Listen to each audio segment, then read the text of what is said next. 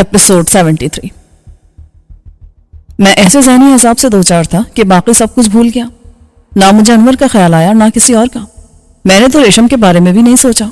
ये नौरीन से मोहब्बत करने की सजा थी। अभी तक मेरे इरादे में कोई कमजोरी नहीं आई थी कि शाहीना मेरी जान निकाल सकती है। उसकी मोहब्बत को मेरे दिल से नहीं निकाल सकती। सुबह तक मैं खुद को बीमार महसूस करने लगा। मेरा दिमाग फजूल ख्यालों में भटक रहा था और मेरा जिस्म टूट रहा था। रात भर जागने के दौरान में मैंने वॉश बेसिन से 12 पानी पिया था क्योंकि मेरा हलक खुश्क हो रहा था और बार बार कमोड का इस्तेमाल किया था। खाली पेट में मरोड़ उठ रहे थे। उस अजियतनाक रात की सुबह जैसे कई रातों की मुसाफत पर थी। सुबह का उजाला उतरा तो मैंने वही दीवानों की दुनिया देखी। उन पर जिन भूत का असर था। मेरे दिमाग पर नौरीन के इश्क का भूत सवार था।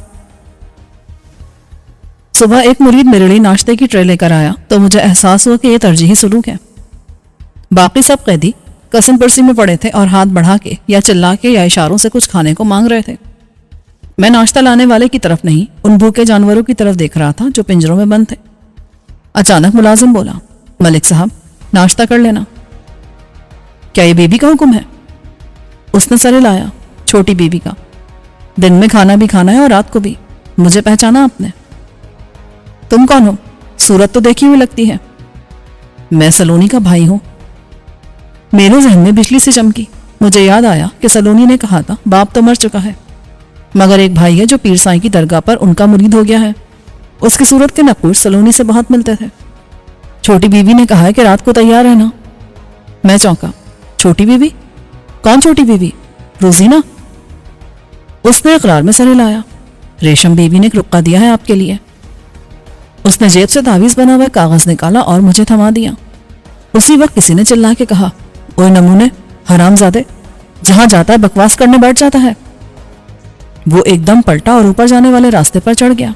गायब होने से पहले उसने पलटकर मुझे देखा। जिसने सलोनी के भाई को नमूना कह के मुखातिब किया था वो सबसे ऊपर वाली सीढ़ी पर नमूदार हुआ। नमूने की पेशकदमी इसीलिए रुक गई थी। अब वो एक एक कदम वापस हुआ क्योंकि सामने वाला नीचे आ रहा था। वो पीर साईं के खास मुरीदों में से एक था। मुरीद खास का दर्जा पाने वालों को अकीदतमंदी और जानेसारी की हर आजमाइश से गुजर के ये मकाम हासिल होता था। वो सब बराज कदम मजबूत जिस्म वाले लोग थे जिनकी सही तादाद का मुझे अंदाजा भी ना था। वो अपना रोबो दबदबा कायम रखने के लिए बेरहम और खतरनाक नजर आने की कोशिश करते थे। पहली सीढ़ी से आखिरी सीढ़ी तक मुरीद खास की नजर मुझ पर रही। मैं समझ गया कि सलोनी के भाई ने जो वक्त गैर जरूरी बातों में सर्फ किया था उसने मुरीद खास को शक में मुब्तला कर दिया था। सलोनी के भाई की हालत खौफ से गैर थी। ना वो मुझे खबरदार कर सकता था और ना कोई खुफिया इशारा। खुद मैं भी परेशान था कि अब रेशम की इस तहरीर को कैसे गायब करूं जो किसी फर्द जुर्म की तरह मेरे हाथ में थी। मुरीद खास पलक झपकाए बगैर मुझे देख रहा था और कदम कदम आगे बढ़ता चला आ रहा था। चंद आखिरी कदम बाकी थे कि मुझे एक तरकीब सूझ गई। मैं एकदम पलटा और रुक्के को मुंह में रखकर कमोड पर पेशाब करने के लिए बैठ गया। अब मुरीद खास की तरफ मेरी पीठ थी और वो मुझे बड़ी मेहनत से कागज के एक टुकड़े को चबा के थूक से निगलते नहीं देख सकता था। कागज मुश्किल से नीचे उतरा था और उसमें थोड़ा सा वक्त लग गया था। उसी वक्त मैंने मुरीद खास के गुर्राने और मुझे एक भारी भरकम गाली से नवाजने की आवाज सुनी। मैंने पलटकर मुरीद खास को उसकी अता करदा गाली से दुगने वजन की गाली देकर बड़ी फरहत महसूस की। हाथ में तोप उठा रखी है और आवाज फिर भी चूहे जैसे निकल रही है। मैंने उसे मुफ्त मशवरा दिया कि इस रिवॉल्वर को हाथ के बजाय कहीं और रखे या वालिदा माजिदा के पास रखवा दे। उसने मुझे दांत पीसकर मुक्का मारने की कोशिश की। मैं गोता मार गया और उसका हाथ मेरे सर पर से गुजर गया। नीचे झुकते ही मैंने उसको काबू करने के लिए उस जगह पर हाथ डाल दिया जो मेरे सामने थी।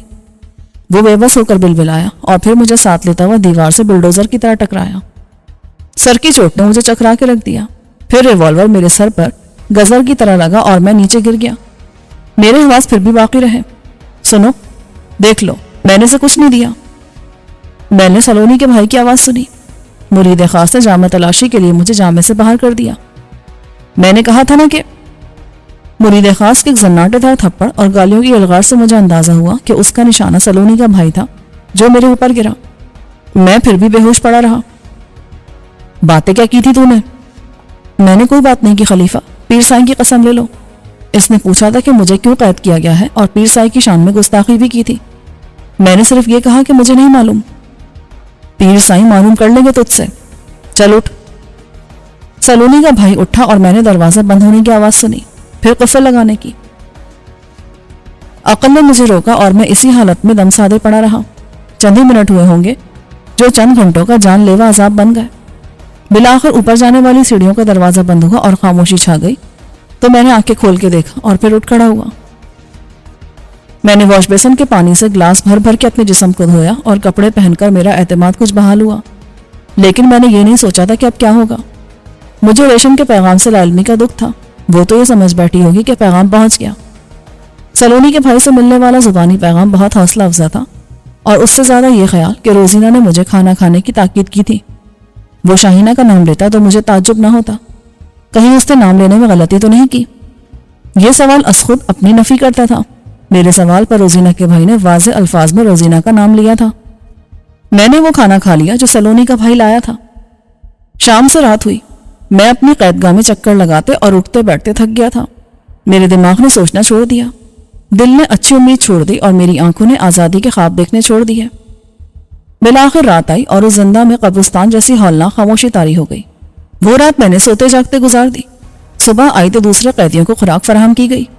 मैं उन सबको अलग अलग तरीके से सूखे पापे चाय में डुबोकर खाता देखता रहा। फिर मुझे एहसास हुआ कि मेरे पेट में भी मरोड़ उठ रहे हैं। खाली मैदा फरियाद करने लगा था। दोपहर तक मैंने पानी से पेट भर के गुजारा किया। फिर शायद मुखबिरी हो गई और वॉश बेसिन के नल ने भी जवाब दे दिया।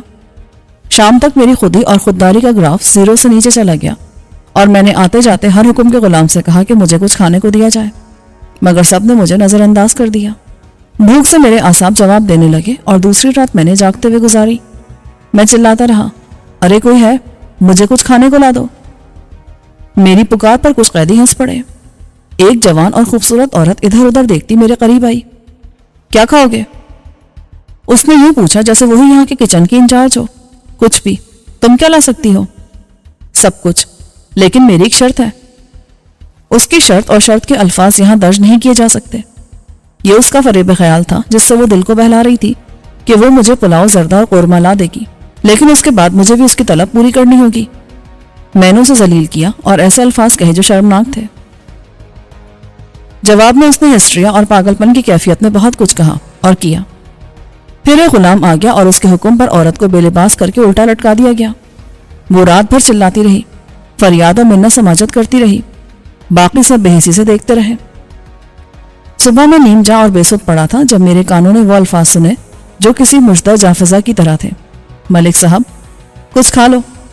मैं उठ बैठा। खाना वाकई मेरे सामने था। अगर खुश्क रोटी के चौथाई टुकड़े और झांक देती लस्सी से भरे गिलास को जिस पर मलाई तैर रही थी, खाना तस्लीम किया जाता। मैंने रोटी के टुकड़े दांतों से कुतरे और लस्सी का गिलास एक ही सांस में खाली कर दिया। मुझे ये ख्याल भी ना आया कि इस खाने में उस मर्ज की दवा ना हो जो शाहीना की लुगत में मोहब्बत लिखा है। वो मेरे एहसास, जज्बात और ख्यालात को जदीद दवाओं से बदलना चाहती थी ताकि मैं नौरीन को भुला के उसके इश्क में गिरफ्तार हो जाऊं। उसके नजदीक ये मुमकिन था। जब मैंने फिर आंखें खोल के देखा तो मंजर बदला हुआ था, लेकिन नया नहीं था। मैं वहीं मौजूद था जहां मुझे वजीरा मिली थी। यकीनन लस्सी में मेरे होशो हवास मख्तल करने वाली कोई चीज थी। बेहोशी में मुझे वापस यहाँ मुंतकिल किया गया था। शायद ये गुज़िश्ता रात की बात थी और अब दिन तुलू हुए बहुत देर हो चुकी थी। मैंने खुद को संभाला और गुस्ल करके वो नया लिबास पहना जो बाथरूम में पहले से मौजूद था। गुस्ल के दौरान मुझे बाजू पर एक जगह हल्की सी टीस महसूस हुई और मैंने गौर से देखा तो शाने और कोहनी के दरमियान हल्का सा नीलगू नुक्ता नजर आया। उसे छूने से फिर टीस उठी तो मुझे शक ना रहा कि यह इंजेक्शन की सुई का नतीजा है। इस एहसास ने मेरे जिस्म में सनसनी से दौड़ा दी। क्या सचमुच मुझे नौरीन के मजनू से शाहीना के आशिक में बदलने का अमल शुरू हो चुका है? मैं गुस्ल करके बाहर आया तो किसी ने मेरे सामने नाश्ते की ट्रे लाकर रखी। नाश्ता लाने वाली 18-20 साल की नौमर लड़की थी जिसकी शक्ल सूरत तो वाजिबी सी थी, लेकिन उसके पुरशबाब जिस्म के सारे नशे व फराज और कौसो खम इतने भरपूर थे कि नजर को खींचते थे और कैद कर लेते थे। ये वही खातिमा थी जिससे मैं वजीरा के जरिए गायबाना तारुफ हासिल कर चुका था। वो जाने लगी तो मैंने कहा, कौन हो तुम? नाम क्या तुम्हारा? मैं मरजान हूं जी, आप मुझे घंटी बजा के किसी भी वक्त बुला सकते हैं। वजीरा कहाँ गई? उसका चेहरा सपाट और आंखें वीरान हो गई। वो चली गई। उसकी जगह मैं हूं आपकी खिदमत के लिए। वजीरा कहाँ चली गई? ऊपर, दूसरी दुनिया में? नहीं जी, अब वो किचन में नहीं है। उसे अब मुर्गिदों के सुपुर्द कर दिया गया है। सुपुर्द कर दिया गया है? हाँ जी, ये सजा है उसकी। जुर्म क्या था उसका? ये तो मुझे नहीं पता। उसका सर मूंद दिया गया है और भवें भी साफ कर दी गई हैं।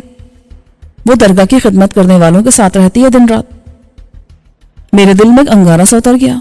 ساتھ رہنے کا مطلب اگر سزا ہو تو یہ سزا کیا ہوگی، یہ میں اندازہ کر سکتا تھا۔ کیا میں مل سکتا ہوں اس سے؟ مشکل ہے جی، لیکن آپ اسے دیکھ سکتے ہیں۔ کل سے عرس ہوگا تو وہ دھمال کرے گی۔ آپ کی خدمت کے لیے میں جو ہوں۔ اس خدمت گزاری کے بعد اگر تمہارے لیے بھی وہ سزا ہو جو آج وزیرہ بھگت رہی ہے تو تم کیا کرو گی؟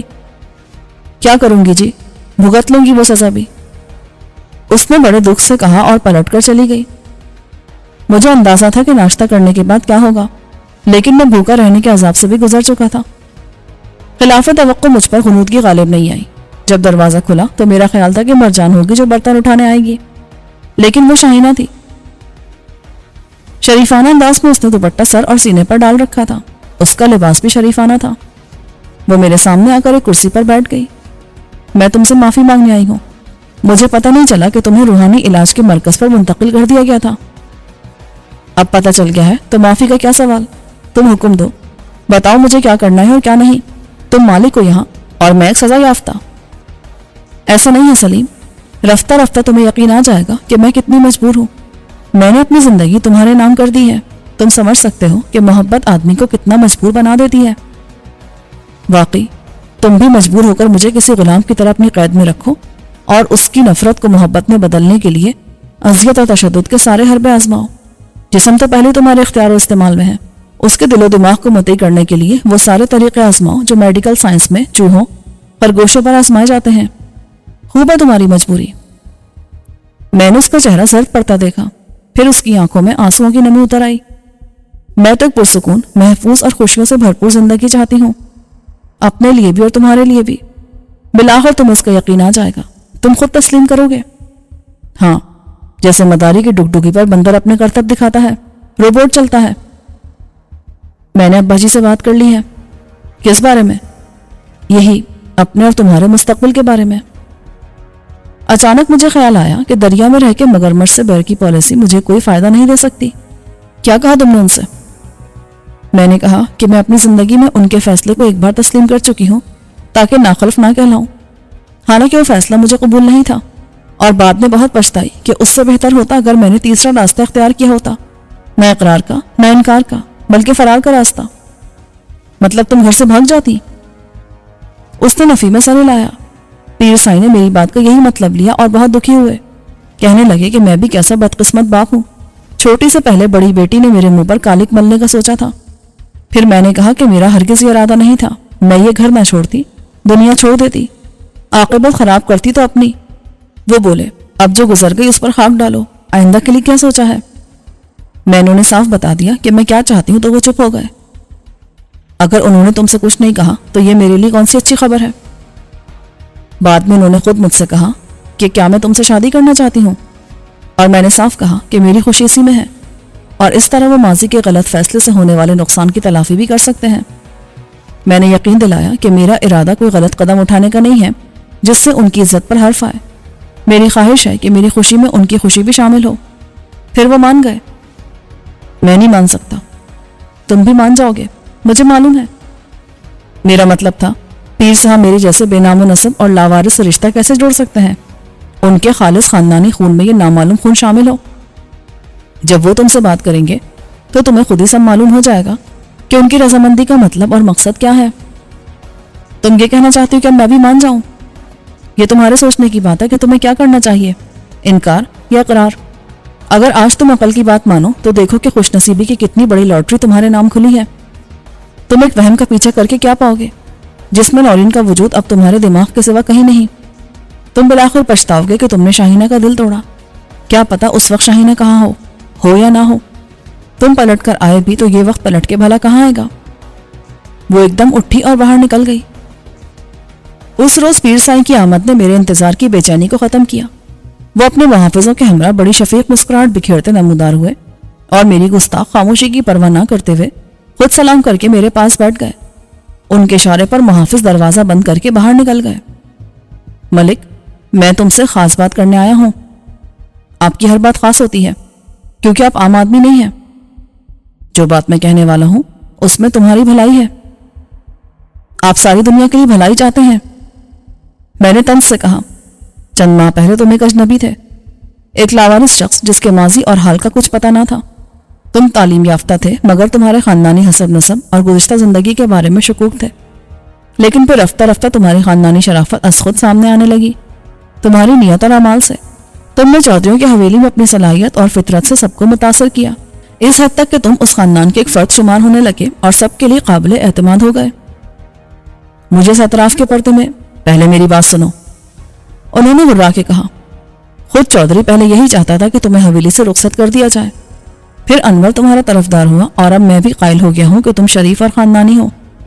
گزشتہ بار جب تم یہاں آئے تھے تو یہ طے تھا کہ واپس حویلی نہیں جاؤ گے، کسی کو معلوم نہیں ہوگا اور تم دوسری دنیا میں پہنچا دیے جاؤ گے، لیکن پھر کچھ ایسے اسباب پیدا ہو گئے کہ آج تم پھر میرے مہمان ہو۔ آپ مہمانوں کو اس طرح رکھتے ہیں؟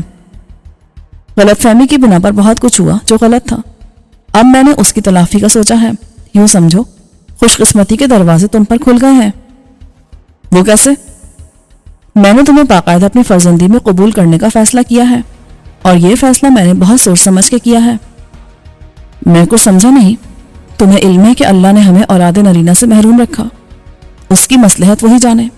ہم نے اپنی بڑی صاحبزادی کا رشتہ اپنے بھائی کے بیٹے اکبر سے طے کیا تھا، لیکن اللہ کو کچھ اور ہی منظور تھا۔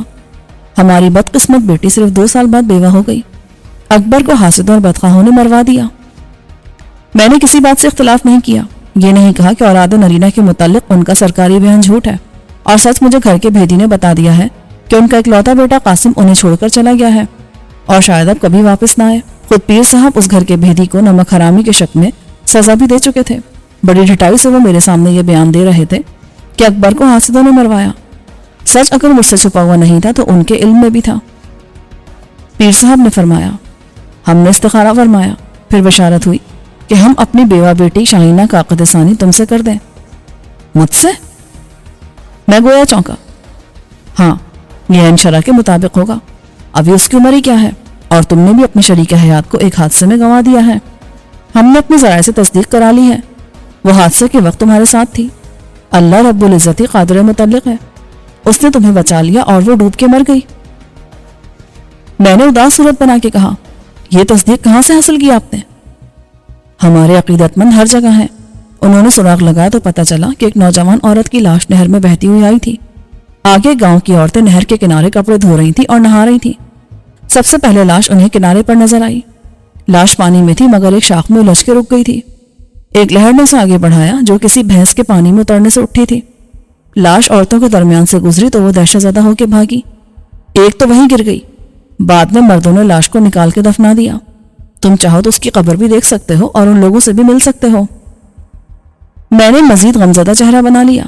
کیا فائدہ پیر صاحب؟ مجھے یہ جھوٹ پر اپنی قصہ سنانے کا مقصد اس کے سوا اور کچھ نہ تھا کہ میں نورین کے خیال سے بھی تائب ہو جاؤں۔ خود شاہینہ مجھے مسلسل یقین دلانے کی کوشش کرتی رہتی تھی کہ نورین صرف میرے خیالوں میں زندہ ہے، وہ زندہ ہوتی تو خود مجھ تک پہنچ جاتی۔ پیر صاحب کی سٹوری بھی بیٹی کے موقف کی تائید میں تھی، اور ان جیسے روحانی مرتبے کے شخص کو جھوٹا کون کہہ سکتا تھا؟ میری خاموشی کا مطلب انہوں نے یہ نکالا کہ وہ مجھے قائل کرنے میں کامیاب رہے ہیں، اور میں نے انکار نہیں کیا تو یہ میری رضامندی ہے۔ بیوہ سے عقد سنت رسول صلی اللہ علیہ وسلم بھی ہے، اور تم دونوں کا دکھ بھی ایک جیسا ہے۔ دونوں کو رفاقت کے سہارے کی ضرورت ہے۔ کیا آپ نے اپنی بیٹی سے بھی دریافت فرما لیا ہے؟ ہم نے اس سے عقد ثانی کی بات کی تھی اور اسے تقریباً رضامند پایا تھا۔ اس کی ماں اور بہن نے بھی سمجھایا تھا کہ زندگی اکیلے نہیں گزاری جا سکتی۔ ہم نے گھر میں بھی تمہارے متعلق رائے کو اچھا پایا۔ تم ایک صالح اور باعمل نوجوان ہو، ہمیں یقین ہے کہ شاہینہ تمہیں قبول کر لے گی اور تم دونوں بشرط زندگی ایک دوسرے کے ساتھ خوش رہو گے۔ اگر آپ ایسا سمجھتے ہیں تو میں کیا کہوں؟ اب ہم بتا دیں کہ اللہ تعالیٰ کے ہر کام میں مصلحت اور انسان کی فلاح ہے۔ وہ مسبب الاسباب ہے جس نے تمہیں بچایا اور یہاں پہنچایا۔ ایک حادثے نے تمہاری تقدیر سنوار دی۔ اب تم غور کرو تو قدرت کے انتظام کے فضائل تم پر خود عیاں ہو جائیں گے۔ تم ایک عالی نسب خاندان کے فرد ہو جاؤ گے۔ تمہیں شاہینہ جیسی ہمہ صفت شریک حیات ملے گی تو اسے تم جیسا مخلص شوہر، اور آپ کو ایک اور بیٹا۔ پیر صاحب اس شاک کو جھیل گئے۔ ایک اور؟ میرا مطلب تھا 2 بیٹیوں کے بعد۔ انہوں نے اقرار میں سر ہلایا۔ ہمارے بعد جو بھی ہے وہ تمہارا ہوگا، نصف اس کا شاہینہ کی ملکیت ہوگی، لیکن ہماری روحانی وارث کوئی بیٹی نہیں ہو سکتی تھی۔ تم وہ سب ہم سے حاصل کر سکتے ہو، روحانی تربیت سے یہ سلسلہ جاری رکھ سکتے ہو، اور عقیدت مندوں کے اس دائرے کو ہزاروں سے لاکھوں مریدوں تک پھیلا سکتے ہو۔ میں نے اپنی حکمت عملی بدل دی تھی۔ مخالفت، جارحانہ طرز عمل اور منہ پر کڑوا سچ کہنے سے مجھے کوئی فائدہ نہیں ہو سکتا تھا۔ منافقت کے اس کھیل میں منافقت ہی کامیابی کی ضامن تھی۔ حالات کو اپنے حق میں بہتر بنانا ضروری تھا۔ فرد جذبات سے مغلوب ہو کے میں ایک دم اٹھا اور میں نے پیر سائیں کے پیر پکڑ لیے۔ میں ہرگز اس قابل نہیں ہوں جناب، آپ نے پتھر کو ہیرے کی توقیر دے کر مجھے خرید لیا ہے، مجھے اپنی خوش نصیبی پر یقین نہیں آتا۔ پیر صاحب نے میرے سر پر دست شفقت رکھا اور اٹھا کے مجھے سینے سے لگا لیا۔ نکاح کی تقریب سادہ ہوگی، اس کے بعد ہم بہت جلد تمہاری روحانی جانشینی کا اعلان کریں گے۔ ایک جشن میں تمہاری دستار بندی ہوگی اور ہمارے مریدین تمہارے ہاتھ پر بیعت کریں گے۔ اللہ تمہیں توفیق دے کہ تم ہمارے صحیح جانشین ثابت ہو سکو۔ میں نے پیر سائیں کے لہجے میں چھپے جذباتی ارتعاش کو ان کی آواز میں بھی محسوس کیا۔ ایک پیر نے جواری بن کر بہت کچھ داؤ پر لگایا تھا، جس میں سب سے اہم عزت نفس تھی۔ یہ ایک مشکل فیصلہ تھا جو انہوں نے بیٹی کی محبت میں اس کے اصرار پر کیا تھا۔ ان کو حسب نسب کی دیوار گرا کے میرے پاس آنا پڑا تھا۔ میں انکار کر دیتا تو ان کا سارا غرور خاک میں مل جاتا، لیکن وہ میری زندگی کا آخری دن بھی ہوتا۔ میرے اقرار نے حالات کو یوں بدل دیا جیسے ایک سوئچ دبا کے کوئی اندھیرے کو روشنی میں بدل دے۔ پیر سائیں نے دروازے سے باہر کھڑے سلونی کے بھائی کو حکم دیا کہ وہ کھانا میرے ساتھ کھائیں گے۔ جب وہ کچھ دیر بعد کھانا لے کر آیا تو واپس جاتے جاتے اس نے پلٹ کر میری طرف دیکھا اور تعویذ کی طرح لپٹا ہوا کوئی کاغذ صوفے کے پیچھے گرا دیا۔ میری نظر کے ساتھ پیر سائیں نے بھی پلٹ کے دیکھا، مگر اتنی دیر میں نامہ بر غائب ہو چکا تھا۔